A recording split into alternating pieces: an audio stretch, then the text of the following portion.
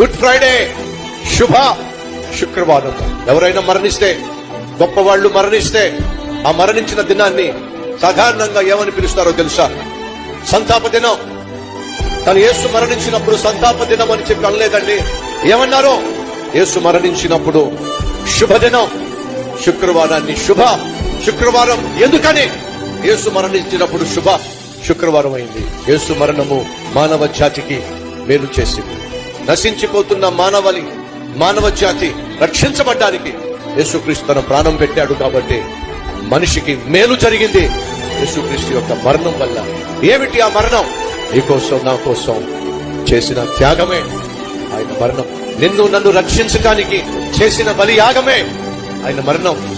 ఆయన మరణించాడు కాబట్టి నీకు నాకు రావాల్సిన శిక్ష కొట్టివేయబడింది. ఆయన నీ స్థానంలో, నా స్థానంలో నీకు నాకు రావాల్సిన మరణ శిక్ష తన మీద వేసుకున్నాడు. కాబట్టి ఇక నీకు నాకు మరణ శిక్ష లేదో. చచ్చిపోయిన తర్వాత నువ్వు నరకానికి వెళ్లాల్సిన అవసరం లేదో. నువ్వు చేయాల్సిందల్లా ఒకటే, యేసుక్రీస్తు ప్రసాదించే క్షమాపణ కోరుకున్నట్లయితే చాలు.